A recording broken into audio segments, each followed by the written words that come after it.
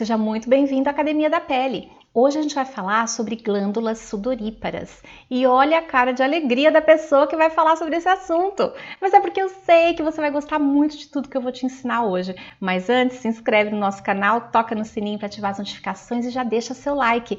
Porque esse conteúdo ele vai ser muito interessante, tanto para você que é consumidor de cosméticos, mas principalmente se você for um consultor de beleza e bem-estar. Porque nesse vídeo você vai aprender o motivo pelo qual o corpo produz o suor, por que muitas vezes o suor tem um cheiro ruim, qual a importância dos antitranspirantes nessa situação de suor do corpo e também qual a relação entre suor e hidratação da pele. Fala sério, vocês não ficaram curiosos para saber sobre tudo isso? Então vem comigo porque eu vou caprichar nesse conteúdo para você. Vamos lá?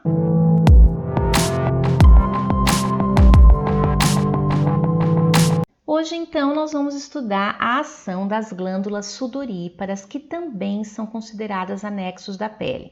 Podem observar nessa foto que eu deixei aqui nesse primeiro slide, vocês estão vendo aqui a derme, que é a segunda camada da pele, onde as glândulas sudoríparas ficam. Aqui vocês estão vendo que elas estão, tem uma de cada lado e a gente tem um folículo pilosebáceo no meio. Então, tanto as glândulas sebáceas quanto as sudoríparas ficam no mesmo lugar, que é a derme, segunda camada da pele. Existem dois tipos de glândulas sudoríparas. Primeiro a gente vai falar das écrinas. Nessa foto que vocês estão vendo, tem um dedinho apontando para baixo. Eu tenho na mesma foto, eu tenho os dois tipos de glândulas sudoríparas. A primeira que eu vou falar é essa que o dedinho amarelo está apontando, que são as écrinas.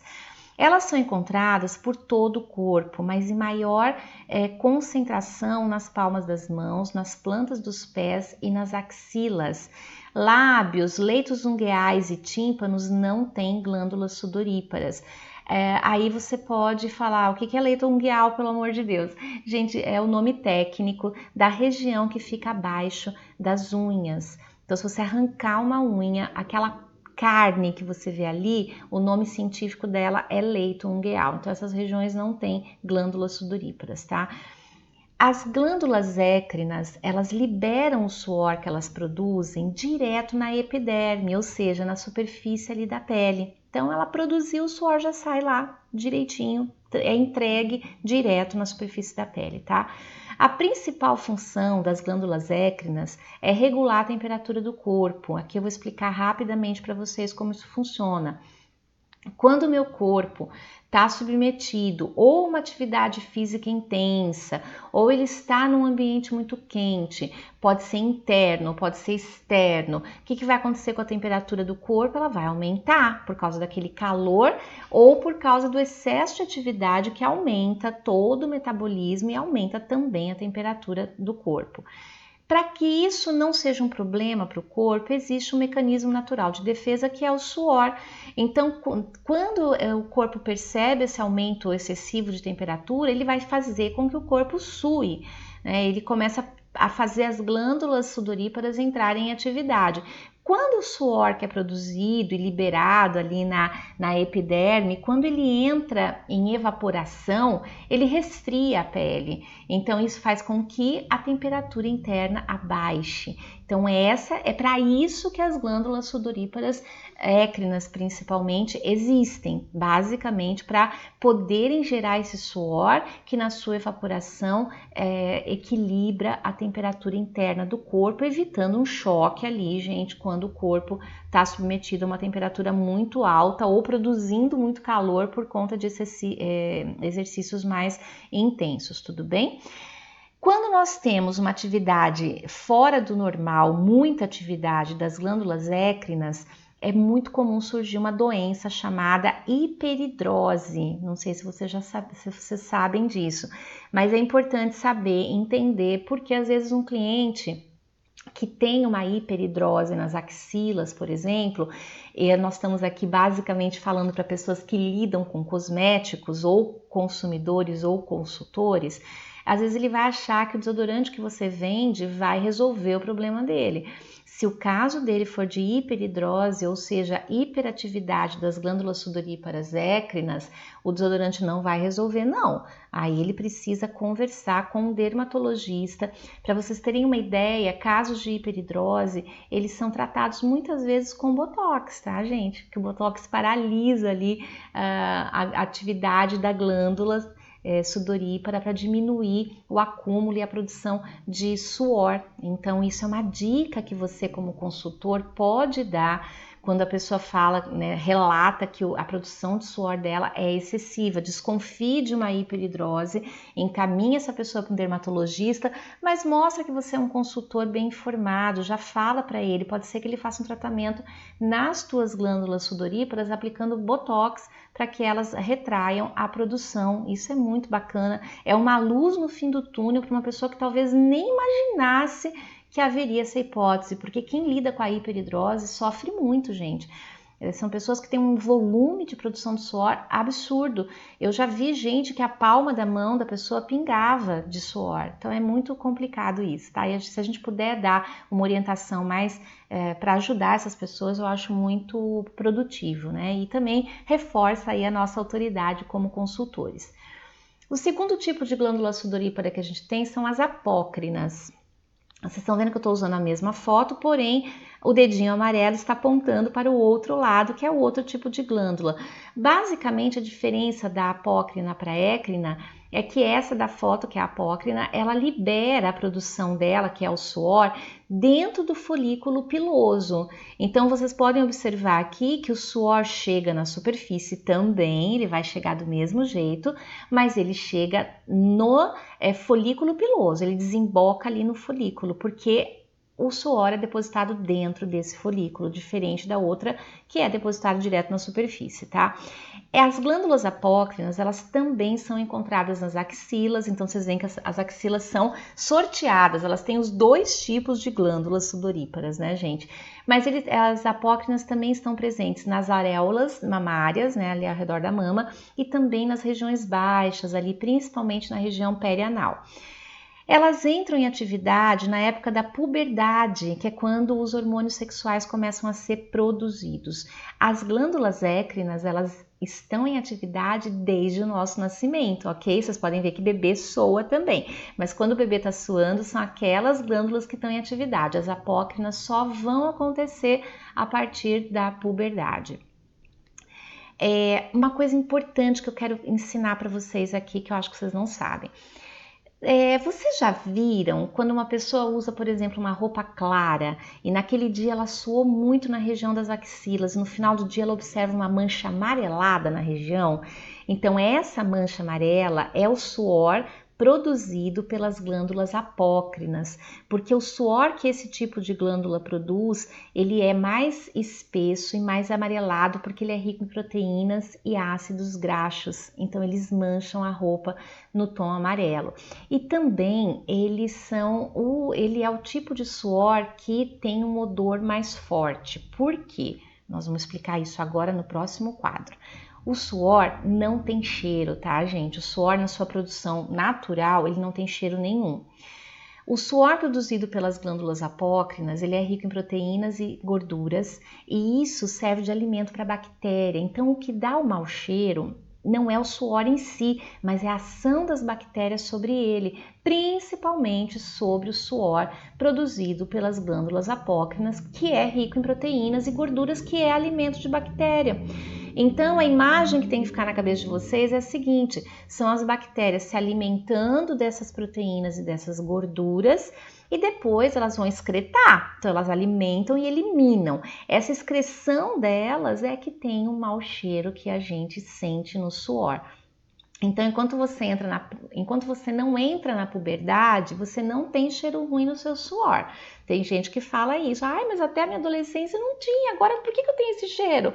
Porque as suas glândulas apócrinas começaram a entrar em atividade a partir da sua puberdade.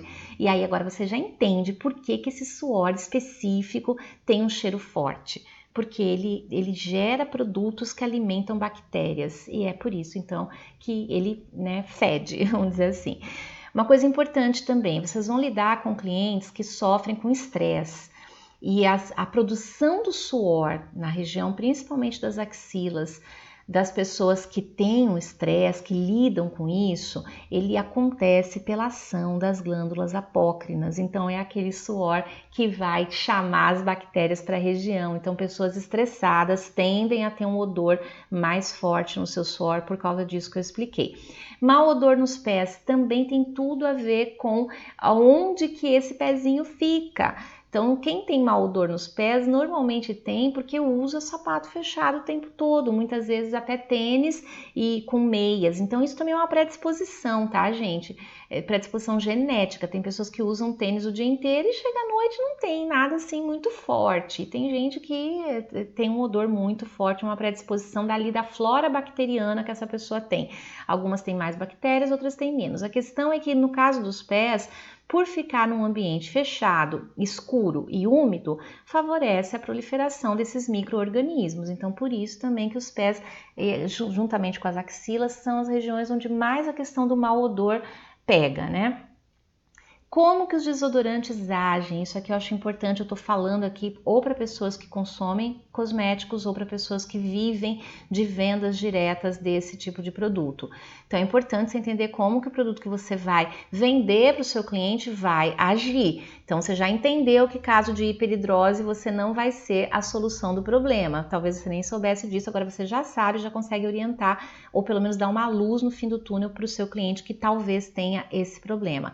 Com relação ao desodorante que você comercializa, ele tem 3 maneiras de agir. A primeira deles, que é a maneira desodorante mesmo, que é quando ele tem um cheirinho, esse cheiro se sobrepõe ao odor do suor e disfarça esse mau cheiro. Essa é a ação desodorante do produto, tá? Mas desodorante bom, ele vai ter outras 2 ações que são super importantes e inclusive mais efetivas. Por isso que desodorante que não tem cheiro, que é o que eu, por exemplo, gosto de usar, também vai ser eficiente, porque ele vai ter na formulação dele ativos antissépticos que vão combater a proliferação das bactérias, e que é isso que vocês já entenderam que é isso que dá o mau cheiro, mas ele também vai ter ativo antitranspirante. O que é isso, Glória? O ativo antitranspirante, quando ele está ali em contato com a pele, ele forma uma película protetora, normalmente em forma de gel. Essa película, ela reduz a emissão, né, do suor para a superfície da pele. É como se o suor o suor fica contido por um período, que é o período de ação do desodorante antitranspirante, embaixo daquela película. Então tem pessoas que acham que um produto antitranspirante atua inibindo a produção da glândula sudorípara, e não é. Ele atua inibindo a excreção, vamos dizer assim, do suor para a superfície da pele. Ele contém o suor ali embaixo daquela película, portanto, ele pode até estar contaminado ali com bactéria e poderia estar tendo um cheiro ruim, mas ele não está saindo para a superfície da pele durante todo o tempo de ação daquele produto. Então não tem essa de desodorante sem cheiro, não funciona tão bem quanto os outros. Vai funcionar sim, desde que na composição dele ele tenha ativos antissépticos e também antitranspirantes. Suor desidrata a pele? Desidrata a pele. Porque o suor, gente, ele é uma misturinha de água, ureia, ácido úrico, cloreto de sódio. Então, nessa misturinha, ele tem água. E é a água que é a fonte de hidratação da pele. Então, quando eu perco suor, quando eu tô numa daquelas situações que eu já expliquei que eu sou muito, eu tô jogando água para fora do meu corpo. Então, obviamente, esse corpo vai ficar desidratado. Por isso a importância, durante uma atividade física, você tomar água o tempo todo, né, para poder estar se reidratando constantemente. Então, você vai perder água com suor, mas você vai estar reidratando com água, né, na ingestão da água. Eu sempre recomendo 35 ml por quilo de peso, é a quantidade ideal durante o dia que você deve tomar, ok? E principalmente tá lembrando de hidratar nessas situações aí de perda de água por suor. É também importante, quando a gente tem esse processo de suar, hidratar a pele de forma tópica, ou seja, aplicando hidratantes nela depois, né? Lógico, não durante a corrida, né, gente? Mas depois você volta a tomar banho e vai fazer o quê? Hidrata a pele do seu corpo, hidrata o seu rosto, porque você vai reforçar a função barreira da pele, segurando toda a água que você está ingerindo para repor aquela que você perdeu no suor. Você também vai aplicar o hidratante e vai manter essa água bonitinha dentro do corpo para que ela mantenha o seu corpo hidratado, ok? Espero que essas dicas tenham sido muito interessantes. Eu tenho certeza que vocês nunca olharam para as glândulas sudoríparas da maneira como eu estou ensinando hoje. E fala sério, gente, não faz tanto sentido. Eu sou suspeita para falar porque eu sou apaixonada por essas coisas, mas eu acho incrível quando eu consigo explicar por que a gente tem essas estruturas dentro do nosso corpo e como que a gente pode agir em prol de fazer com que os efeitos delas não nos prejudiquem ou, em outros casos, com que essas estruturas funcionem melhor. Então é isso que a gente traz para vocês aqui na Academia da Pele. Eu espero que vocês tenham gostado do conteúdo que eu trouxe hoje. Bom, eu espero que você tenha gostado desse conteúdo. Se gostou, deixa seu like. Convido você a acompanhar as minhas postagens na minha fanpage, no meu Instagram e também no blog SOS Glorinha Esclarece. Obrigada por sua audiência e eu espero te encontrar na programação desse canal de segunda a sexta-feira. Toma posse de todo esse conhecimento que eu passei hoje para você e prospere. Deus te abençoe.